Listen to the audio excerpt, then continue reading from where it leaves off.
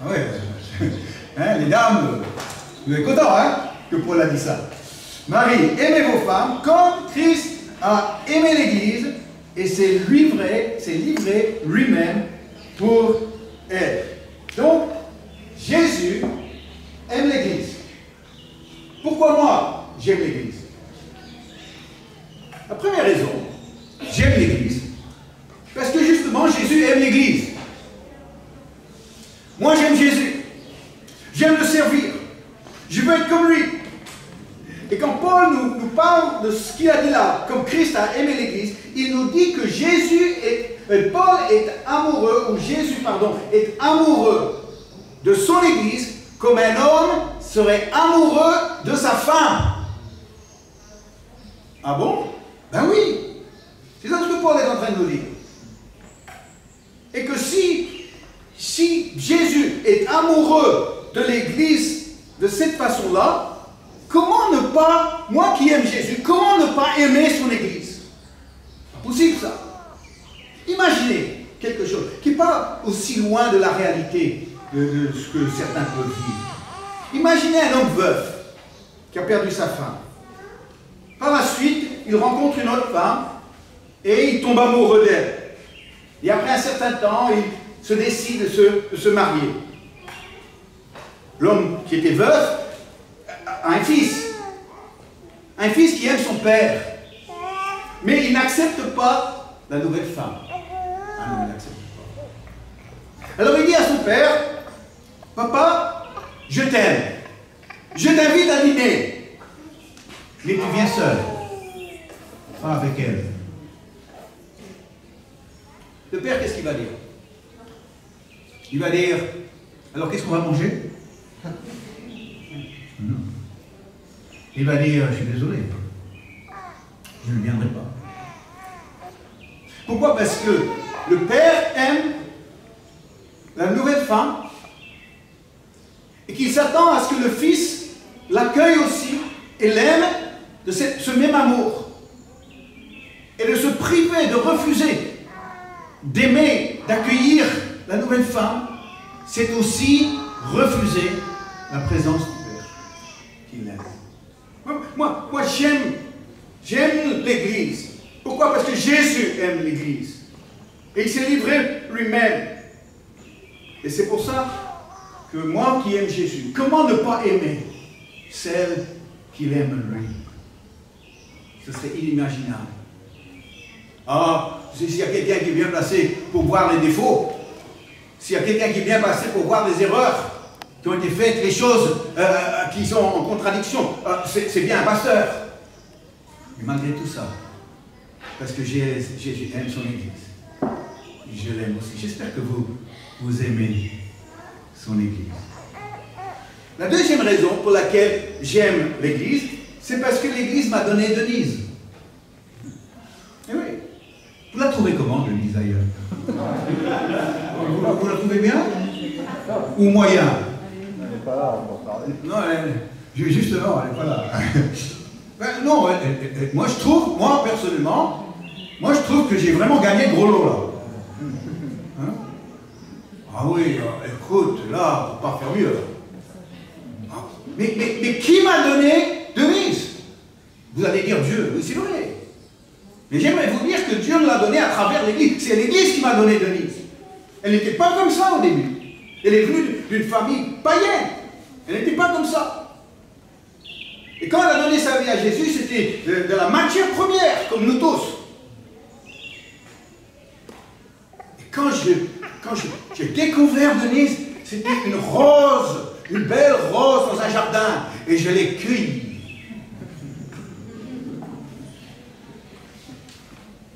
Mais moi, j'ai une épouse qui a été préparée, façonnée, guérie par l'Église. Pas une femme parfaite, il fallait quelqu'un d'imparfait pour m'épouser moi qui est très imparfait. Mais quand vous voyez la qualité de cette dame-là, alors elle s'est fait comme ça elle-même. Non. Toutes les années qu'elle a passées à écouter la parole de Dieu, c'est dans l'église qu'elle a eu la foi. C'est dans l'église qu'elle a découvert la parole de Dieu. C'est dans l'église qu'elle a mûri dans sa relation avec Dieu. C'est dans l'église où elle est devenue une femme spirituelle plutôt qu'une femme charnelle. C'est l'église. Le fait qu'elle se frottait à des hommes et des femmes qui allaient lui montrer comment vivre pour Jésus. Je ne l'ai pas trouvé dans une boîte de nuit, Denise. Oui, je ne l'ai pas trouvé dans un lieu de travail. Je ne l'ai pas trouvé dans un club sportif. Je l'ai trouvé dans l'église. Wow! C'est pour ça que moi je dis, chrétien, va pas chercher ta femme dans une boîte de nuit. Elle est peut-être très jolie, sauf que tu vas le payer cher plus tard. Non, non. Va la chercher dans l'église. Ah mais il n'y en a pas, il n'y en a pas. Il y a un prix qu'elle arrive. Vous serez surpris. Eh oui, c'est l'église qui me l'a donné. Et j'en suis très reconnaissant à Dieu, mais aussi à son église, pour la personne qui a partagé ma vie depuis tant d'années. La troisième raison que j'aime l'église, c'est parce que là, il y a des gens formidables. Mais vous êtes des gens formidables. Vous avez vu cette pub à la télé avec cette chanson formidable, formidable. Vous connaissez, hein? Allez, vraiment, moi j'aime bien cette chanson. Et quand j'entends cette chanson formidable dans cette pub, je pense à vous. Oui, parce que vous êtes des gens formidables. Il n'y a que dans une église où on a des gens comme vous. Pas dans les lieux de travail. Moi, j'entends tous les échos de l'ambiance dans les lieux de travail. Ah ben, c'est pas une église, ça. Ah non. Dans le voisinage. Les prises de bec entre voisins qui se font. Non, non. Mais les gens formidables se trouvent dans l'église. C'est dans l'église que j'ai rencontré des hommes et des femmes qui m'ont donné envie d'être comme eux. Que je les écoutais prêcher et que mon cœur faisait boum boum en disant « Moi un jour je veux prêcher comme ça, moi je veux vivre ma vie comme il le vit. » C'était leur exemple, c'était leur sagesse qui m'a montré comment vivre ma vie pour Dieu. Dans 1 Corinthiens 11, verset 1, Paul nous dit ceci: « Soyez mes imitateurs comme je le suis moi-même de Christ. » Soyez comme moi. Comment est-ce qu'on peut dire ça? On peut dire ça parce que je le suis comme moi je le suis moi-même de Christ. Mais c'est d'avoir des imitateurs, d'avoir des modèles, de voir concrètement comment la vie chrétienne se vit devant nos yeux. D'entendre comment on prie, de voir quelqu'un qui pleure, touché par la présence de Dieu. De voir des gens qui sont sérieux, qui sont prêts à se remettre en question, qui sont enseignables. Où est-ce que j'ai vu ça? J'ai vu ça dans l'église. C'est pour ça que j'aime l'église. C'est pas un patron qui me donne envie d'être comme lui. C'est pas un politique qui me donne envie d'être comme lui. Pas des sportifs. C'est pas un voisin qui me donne envie. Mais c'est vous qui me donnez envie. Vous me donnez envie d'être comme vous. Quand j'étais jeune chrétien, c'est ça, plus que tout le reste, qui était important pour moi. Les modèles que Dieu m'a donnés dans l'église. J'avais hâte de retrouver l'église, juste pour être entouré de gens comme ça. De gens qui voulaient me connaître, des gens qui voulaient m'écouter, des gens qui voulaient me donner des bons conseils. Des gens qui aussi me reprenaient. Oh là là, je t'ai repris, par des gens qui m'aimaient. Non, Vincent, t'as tort de penser comme ça. Non, Vincent, non, fais pas ça. Ah bon, pourquoi pas? Parce que tu te rends pas compte. Ah bon? Non, je me rends pas compte. Oui, mais moi je comprends. Je t'écoute. Mais moi, où est-ce que j'ai trouvé ça? Dans ma famille? Oh non, ah non. Pourtant, mes parents, ils étaient sérieux, ils étaient responsables, ils ont élevé leurs enfants. Mais moi, je n'ai pas trouvé ce que je voulais, ce que je cherchais dans ma famille. Excusez-moi. Hein.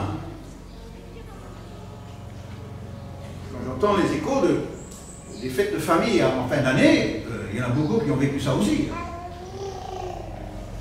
Tout en respectant mes parents et en les honorant, mais vraiment, avec beaucoup d'honneur que j'ai dit aujourd'hui, je ne suis pas comme mes parents. Je suis comme les hommes et les femmes que j'ai vus dans l'église.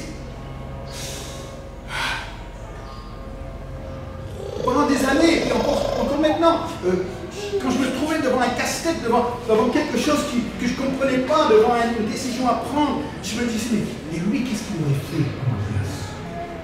Si c'était lui, parce que je le connais, je connais son fonctionnement, je connais ses réactions. Si c'était lui, qu'est-ce qu'il ferait? Oh, combien de fois ça m'a aidé ça. J'ai trouvé ça bon. J'aime l'Église. C'est dans l'Église où j'ai appris à vivre droit dans un monde tordu. C'est dans l'Église que j'ai appris à vivre propre dans un monde sale. J'aime l'Église de Jésus-Christ.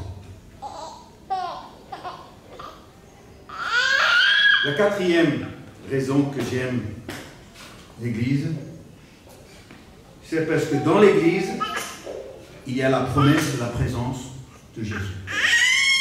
La présence de Jésus est liée étroitement à l'assemblée des chrétiens. Vous connaissez certainement ce verset dans Matthieu 18, 20. Là où 2 ou 3 sont... répétez s'il vous plaît. Là où 2 ou 3 sont assemblés en mon nom, je suis au milieu d'eux.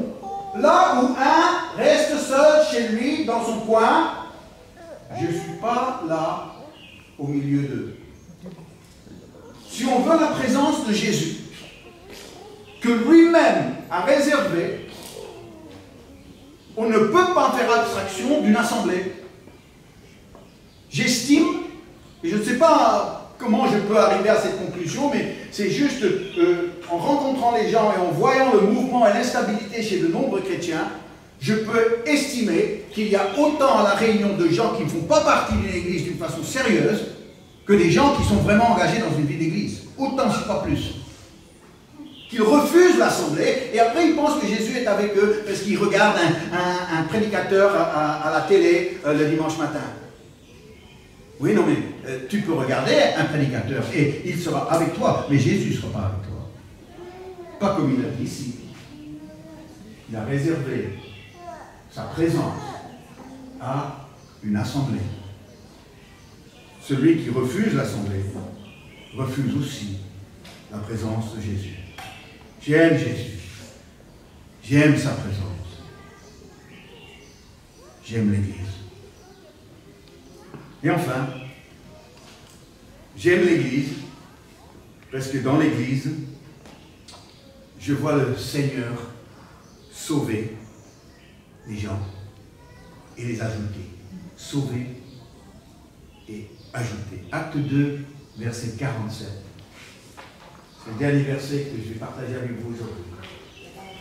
Louons Dieu, parlons des premiers chrétiens, c'est le jour de la Pentecôte, juste après le jour de la Pentecôte, acte 2. Louons Dieu et trouvons grâce auprès de tout le peuple. Et le Seigneur ajoutait chaque jour à l'Église ceux qui étaient sauvés. Sauvés et ajoutés. Sauvés, non, pas tout seul. Sauvé, ajouté. Un sauvé sans l'ajouter, c'est pas un sauvé. Est-ce que vous me comprenez? Ça peut être quelqu'un qui est sauvé parce qu'il a une relation avec Jésus dans son cœur, mais le processus a été interrompu. Parce que le processus d'un sauveur qui est venu et que les premiers chrétiens suivaient, c'était le sauveur qui sauvait et qui ajoutait à son Église. C'est pour ça que celui qui refuse d'être ajouté a vraiment un problème au niveau de son salut. Ah, il peut être sauvé. Enfin, je ne remets pas en question parce qu'on est sauvé par la foi. Mais le processus de son salut a été avorté. Parce que le salut doit être suivi de l'ajout. Et quand c'est ça, eh bien, quand l'Église c'est ça, moi je ne pouvais pas supporter être pasteur d'une Église où les gens ne se convertissent pas. Je ne supporterais pas ça. J'ai connu des pasteurs où finalement, ils étaient juste contents. La seule chose qui les contentait, c'était « l'Église est en paix ». J'ai dit « l'Église est en paix ?» Là, tu as vraiment un problème. Ah, tu as vraiment un problème. Moi j'aime quand une Église est en ébullition. Moi, j'aime quand une Église est pas troublée, mais remuée. Pourquoi? Parce qu'il y a des choses qui se passent. Dieu est à l'œuvre. Des vies qui sont changés. C'est seulement dans l'Église qu'on voit de nos yeux des gens sauvés et ajoutés. Ah, j'aime ça. Pendant que je pensais à ça, j'ai pensé à un jeune homme que j'ai rencontré dans la rue, dans la ville de Brisbane, en Australie, quand je faisais de l'évangélisation avec un groupe de jeunes. Ça remonte. Et il s'appelait Noël. Et j'ai rencontré dans la rue comme ça, et parlait, partageait ma foi avec lui. Et je l'ai invité au culte, il est venu. Il a donné sa vie à Jésus. Et après, il a commencé à venir tout le temps. Je voyais que ce garçon, il était sincère avec le Seigneur. Et il me faisait tellement plaisir, vraiment tellement plaisir. Parce que Noël, il n'avait pas de culture d'église, pas de culture de Bible, il était vraiment un païen qui découvrait tout. Et régulièrement, il m'appelait, et sans même me dire, c'est Noël. Bonjour Vincent, comment ça va, hein? On commence comme ça. Et tout d'un coup, il me lançait sa question. Et je me souviens une fois, le téléphone a sonné, c'était lui, et il ne s'est pas présenté, mais j'ai tout de suite compris qui c'était. Et puis, il m'a dit, c'est quoi une idole? J'ai dit, ben, une idole, où est-ce que tu as lu ça? Ah ben, j'ai lu ça dans la Bible, c'est quoi une idole? Alors j'ai expliqué, il me dit, ah bon? Moi, je croyais que c'était un chanteur de rock. Une idole. Quand il m'a dit ça, bon, après elle a raccroché, et j'ai dit, qu'est-ce que c'est beau ça? Qu'est-ce que c'est beau? Que quelqu'un arrive avec tout beau, tout frais, et c'est dans le cadre de l'Église qu'il va découvrir qu'une idole, c'est pas un chanteur de rock, mais c'est quelque chose à la place, qu'on met à la place de Dieu. C'est beau ça. C'est beau. Oui, j'aime l'Église parce que je vois les vies changer. J'aime l'Église parce que Jésus aime l'Église. Et c'est pour ça que je suis heureux de vous dire aujourd'hui, moi et ma maison. Ma maison consiste de Denise au fond. Eh bien, nous aimons l'Église. Nous l'aimons.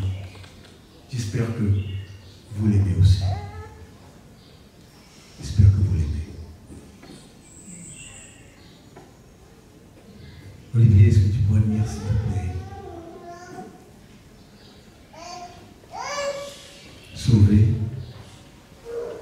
et ajouter. Pas juste sauver. Sauver et ajouter. Je demandais à tout le monde juste de fermer les yeux. Quelques instants.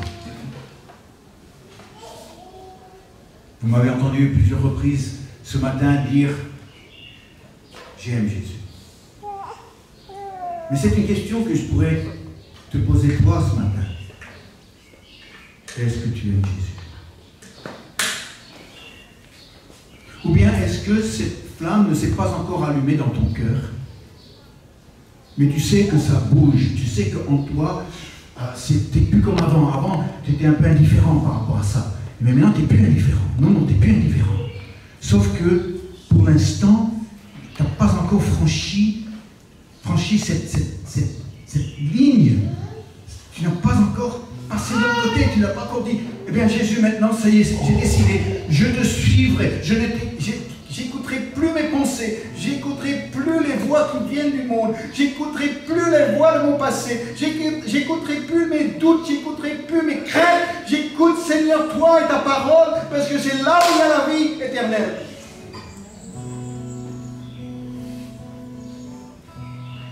Et si ce matin, tu trouves au fond de ton cœur le courage de franchir cette ligne et de dire à Jésus, Seigneur, ce matin, allume cette flamme dans mon cœur pour que moi aussi je puisse dire, j'aime Jésus.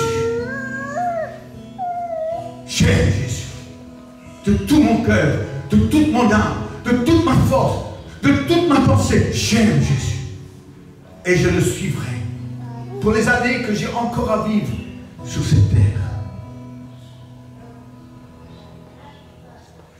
Ce matin, s'il y a quelqu'un qui se sent concerné par ce que je viens de dire, et que tu dois toi-même, tu le sais, tu dois franchir cette ligne, tu dois dire oui, maintenant ça y est, le temps est venu que je me décide. Le temps est venu de faire ce pas-là. J'aimerais prier avec toi. Oui, j'aimerais prier avec toi. Peu importe qui tu es, d'où tu viens, peu importe ce que tu as fait dans la vie, peu importe les choses qui ont sorti de ta bouche à différents moments. Aujourd'hui, tu n'es plus comme ça. Tu peux donner ta vie à Jésus.